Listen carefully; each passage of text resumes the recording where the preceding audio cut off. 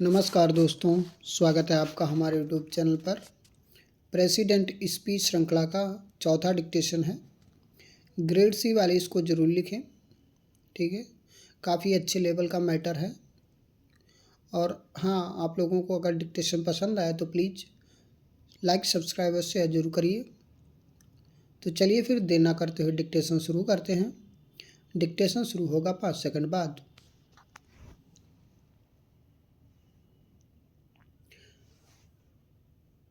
Start.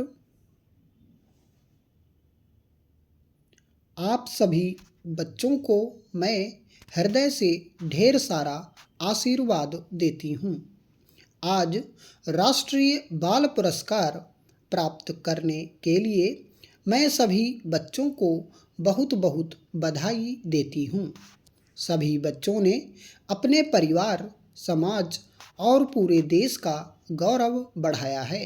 इसलिए मैं बच्चों के परिवारों के सदस्यों को भी बधाई देती हूँ। इतने अच्छे और होनहार बच्चों के लिए पुरस्कार समारोह का आयोजन करने के लिए मैं महिला एवं बाल विकास मंत्री श्रीमती अन्नपूर्णा देवी जी और उनकी पूरी टीम की सराहना करती हूँ। प्यारे बच्चों, वर्ष 2022 से आज के दिन हम सभी देशवासी वीर बाल दिवस मनाते हैं। क्या आप जानते हैं कि आज हम वीर बाल दिवस क्यों मनाते हैं? इसके पीछे हमारे इतिहास का एक बहुत ही प्रेरक अध्याय है। लगभग 320 वर्ष पूर्व सिख पंथ के 10वें गुरु और सभी भारतवासियों के लिए पूजनीय गुरु गोविंद सिंह जी और उनके चारों बेटों ने सत्य और न्याय के पक्ष में युद्ध और संघर्ष करते हुए बलिदान दिया था। आज के दिन हम उनके दो सबसे छोटे साहिबजादों का स्मरण करते हैं, जिनकी वीरता का सम्मान देश विदेश में किया जाता है। उनका नाम बहुत आदर के साथ लिया जाता है। केवल 9 साल के बाबा जोरावर सिंह जी और उनसे भी छोटे 7 साल के बाबा फतेह सिंह जी ने निडरता और साहस का अद्भुत उदाहरण प्रस्तुत किया था। जीते जी उनके चारों ओर दीवारें बना दी गईं और वे हवा और प्रकाश के अभाव में वीर गति को प्राप्त हुए। सच्चाई और न्याय के लिए गौरव के साथ मर मिटने वाले उन महान वीर बालकों को हम सादर प्रणाम करते हैं। उन दोनों साहिबजादों के सम्मान में हर वर्ष इस सप्ताह के दौरान पंजाब में स्थित गुरुद्वारा फतेहगढ़ साहिब में श्रद्धालु जन एकत्र होते हैं। वीर बाल दिवस पर उनका स्मरण उत्सव देश प्रेम और राष्ट्रीय एकता का उत्सव भी है। जिस देश के बच्चे देश प्रेम की भावना और ऊंचे आदर्शों से भरे होते हैं, उस देश की महानता सुनिश्चित रहती है। देवियों और सज्जनों, आज शहीद ऊधम सिंह जी की जयंती का पावन दिवस है। सभी देशवासियों की ओर से उनकी स्मृति को मैं सादर नमन करती हूँ। प्यारे बच्चों, आज के दिन प्रधानमंत्री राष्ट्रीय बाल पुरस्कार प्रदान करके आपको प्रोत्साहित किया गया है। मैं इन पुरस्कारों से देश के सभी बच्चों को प्रेरणा मिलेगी। मैं चाहूँगी कि महिला एवं बाल विकास मंत्रालय द्वारा अधिक से अधिक देशवासियों को आपके असाधारण योगदान से परिचित कराया जाए। मुझे यह जानकर बहुत खुशी हुई है कि सभी पुरस्कार विजेता बच्चों ने अलग अलग क्षेत्रों में असाधारण योगदान दिए हैं। वीरता, कला एवं संस्कृति, पर्यावरण, समाज सेवा और खेलकूद जैसे विभिन्न क्षेत्रों में आपकी असाधारण बाल प्रतिभा का परिचय प्राप्त हुआ है। प्यारे बच्चों, आप सबने एक से बढ़कर एक काम किया है। मैं सबके बारे में बात करना चाहती हूँ। समय के अभाव के कारण मैं कुछ बच्चों का ही उल्लेख कर पाऊंगी, लेकिन मैं कहना चाहती हूँ कि आप सभी बच्चों का काम और नाम मेरे लिए समान रूप से महत्वपूर्ण है। आज पुरस्कार प्राप्त करने वाले बच्चों में सबसे कम आयु की बेटी वाका लक्ष्मी केवल 7 वर्ष की है। ऐसे प्रतिभाशाली बच्चों के बल पर भारत को विश्व पटल पर शतरंज का पावर हाउस माना जा रहा है। अपनी वीरता और बुद्धिमानी से दूसरे के जीवन की रक्षा करने वाले अजय राज और मोहम्मद सिदान की जितनी भी सराहना की जाए वह कम है। अपनी वीरता से दूसरों की प्राण रक्षा करते हुए हमारी 9 वर्ष की बेटी और 11 वर्ष के बेटे ने अपने प्राण गंवाए।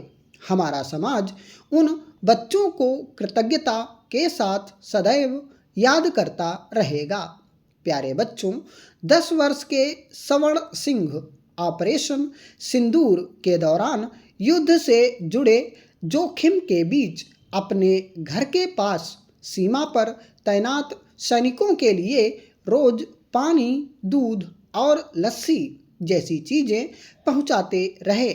हमारी दिव्यांग बेटी शिवानी ने आर्थिक और शारीरिक सीमाओं को पार करते हुए खेल जगत में असाधारण उपलब्धियां प्राप्त की हैं। मुझे विश्वास है कि आप जैसे वीर और प्रतिभाशाली बच्चे निरंतर अच्छा काम करते रहेंगे और भारत के भविष्य को उज्जवल बनाएंगे। आप सभी बच्चों को एक बार फिर मैं बधाई और आशीर्वाद देती हूँ। राष्ट्रीय ऊर्जा संरक्षण पुरस्कार 2025 के इस समारोह में भाग लेकर मुझे प्रसन्नता हो रही है। मैं सभी पुरस्कार विजेताओं को हार्दिक बधाई देती हूँ। उन्होंने ऊर्जा संरक्षण के क्षेत्र में महत्वपूर्ण योगदान दिया है और नवीन तकनीकों के माध्यम से प्रभावी प्रयास किए हैं। आज पुरस्कृत बच्चों को मैं बधाई देती हूँ। उन्होंने ऊर्जा संरक्षण के विषय पर अपनी कल्पना और संवेदनशीलता को सुंदर चित्रों के माध्यम से प्रस्तुत किया है। बच्चों की सृजनात्मक अभिव्यक्ति से उनकी सोच और दृष्टिकोण के साथ साथ उनकी आशाओं और सपनों का भी पता चलता है। ऐसे प्रतिभाशाली बच्चे भविष्य में गहन एवं सकारात्मक परिवर्तन का मार्ग भी प्रशस्त करेंगे। अगर देश के बच्चे और युवा ऊर्जा संरक्षण के महत्व के बारे में जागरूक हो जाएं और इसके लिए प्रयत्न करें तो इस क्षेत्र में लक्ष्यों की प्राप्ति तथा देश का स्थायी विकास सुनिश्चित किया जा सकता है। भारत विश्व की सबसे तेजी से बढ़ती हुई अर्थव्यवस्थाओं में से एक है।